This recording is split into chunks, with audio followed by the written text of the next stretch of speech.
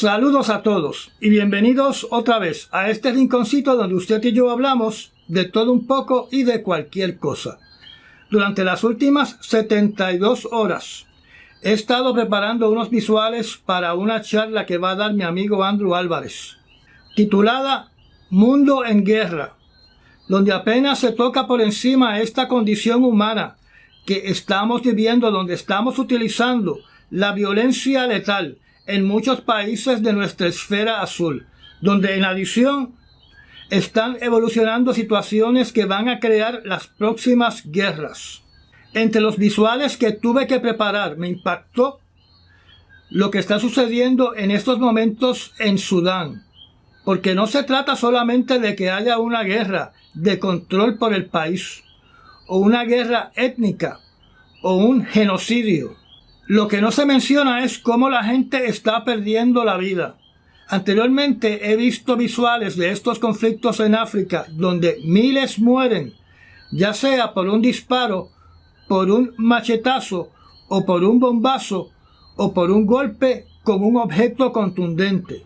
En el caso de Sudán es muy diferente, porque se capturan a las víctimas y se torturan hasta la muerte, donde los agresores de forma sádica se disfrutan el sufrimiento de la víctima en sus muertes horrorosas, donde las víctimas no solamente son los soldados contrarios, sino también cualquier ciudadano inofensivo es víctima de estos ataques viciosos, sádicos y repugnantes, donde conocemos estos incidentes porque son estos agresores los que se filman en sus actos, porque cualquier ciudadano que intente grabar a estos animales son asesinados de forma inimaginables.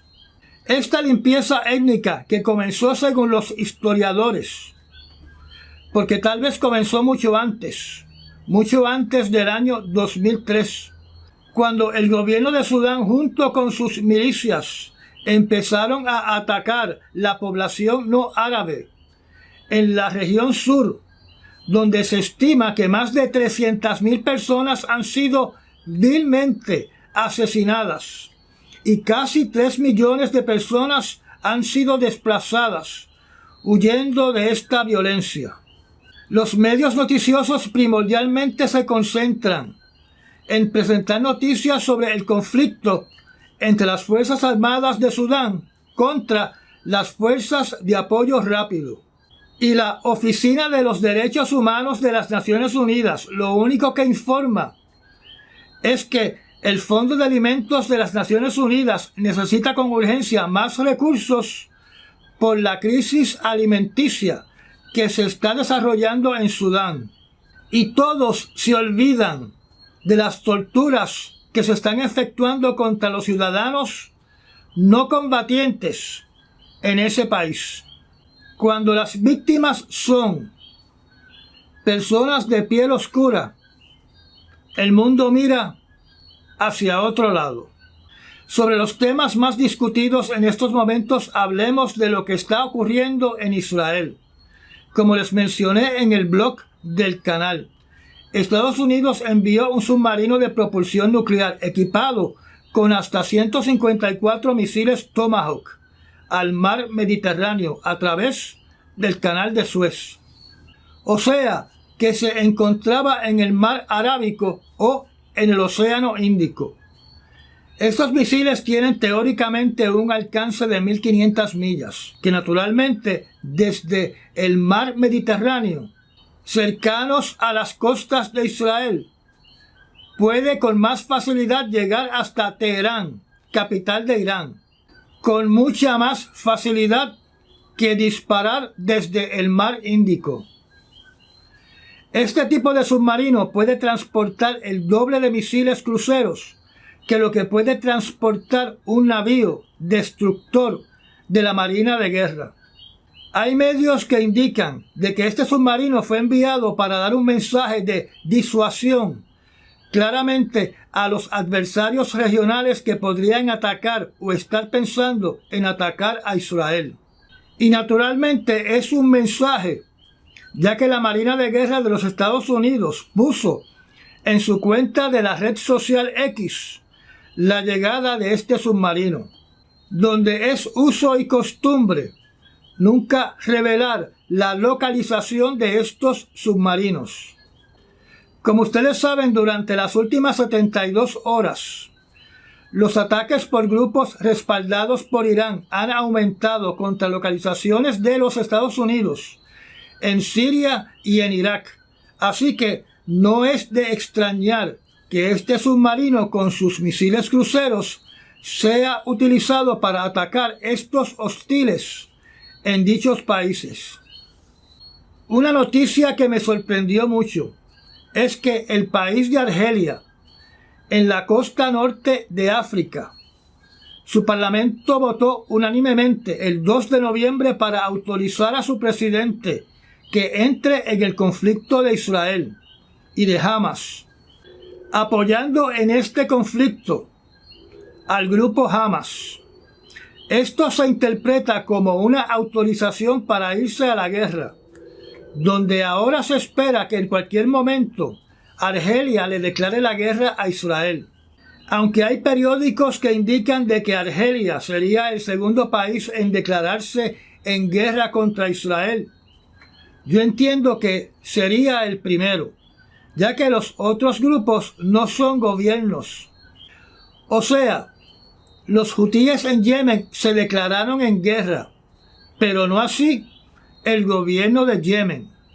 Hezbollah, al igual que los hutíes de Yemen, son un partido político armado y no son el gobierno del Líbano.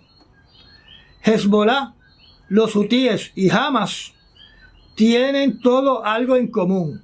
Son todos partidos políticos armados en sus países que actúan independientemente y tienen a sus países secuestrados. La pregunta que nos tenemos que hacer es si sería una declaración de guerra simbólica o si Argelia tiene la capacidad de proyectar su ejército contra un ataque a Israel, donde su equipamiento militar consiste primordialmente de equipo militar ruso y de China. Para este propósito cuenta con más de 30 navíos de guerra y 6 submarinos. También tiene más de 100 aviones caza de combate. Y si piensa lanzar misiles desde Argelia, sus misiles tienen que recorrer más de 1500 millas para impactar un blanco en Israel.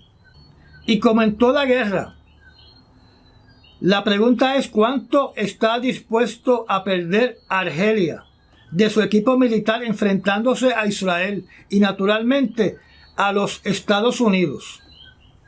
2 senadores republicanos sin sesos han sometido una resolución en el Senado para recomendarle a los Estados Unidos que ataque a Irán si Hezbollah comienza una guerra en gran escala contra Israel. Yo personalmente espero que esta resolución o proyecto de ley no sea aprobado, porque de mi perspectiva personal parece un antojo y no una decisión de méritos, donde dicha decisión paralizaría por completo el tráfico de petróleo en el Golfo Pérsico y por ende no sería del agrado de Arabia Saudita ni de sus vecinos, donde su economía depende del tráfico de petróleo a través de ese golfo.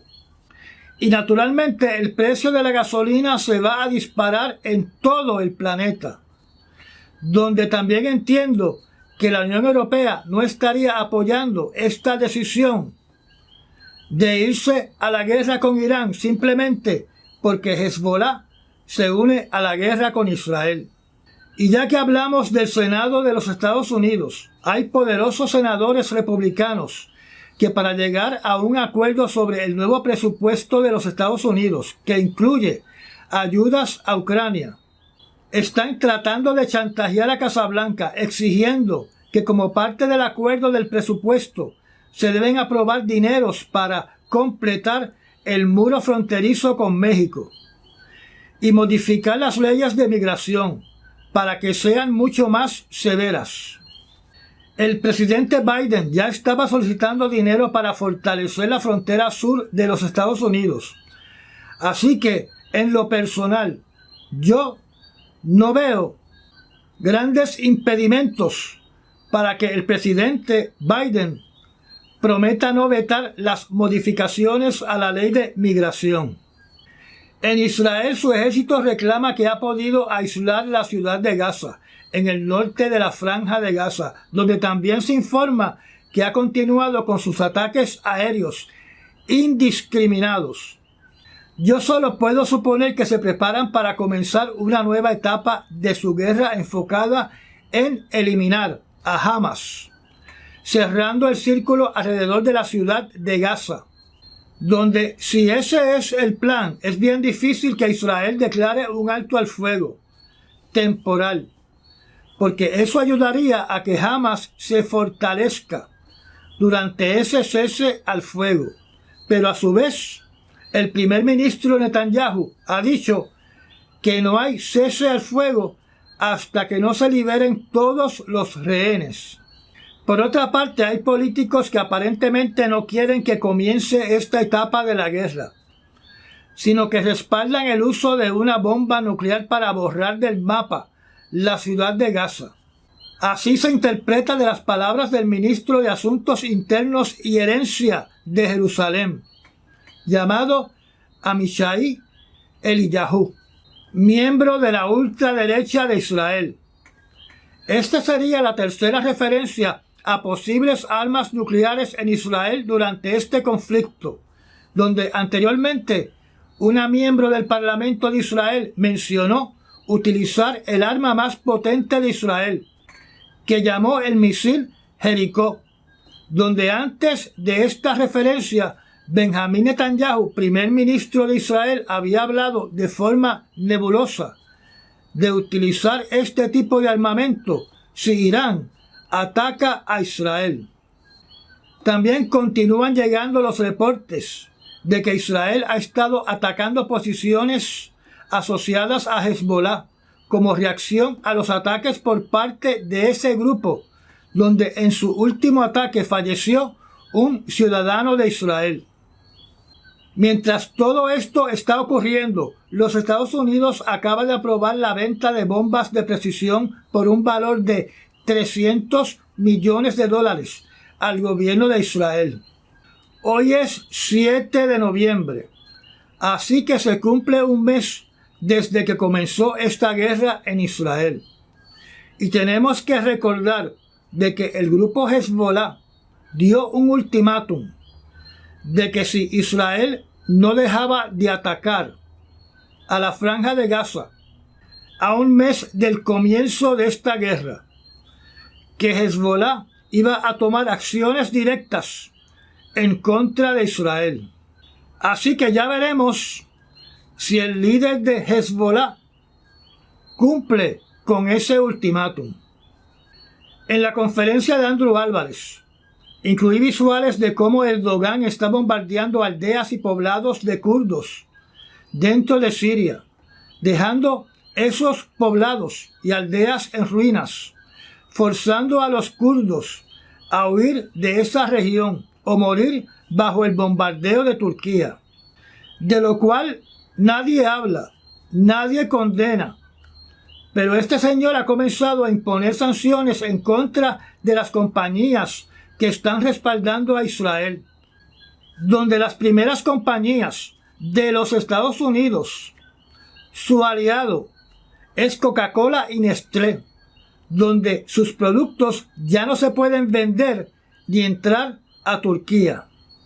En cuanto a novedades de la guerra de Ucrania, ocurrió un lamentable incidente donde murió un comandante del ejército de Ucrania debido a que uno de los invitados a su fiesta de cumpleaños se le ocurrió la brillante idea de regalar granadas, donde el hijo del comandante se puso a jugar con estas granadas y ocurrió el lamentable incidente.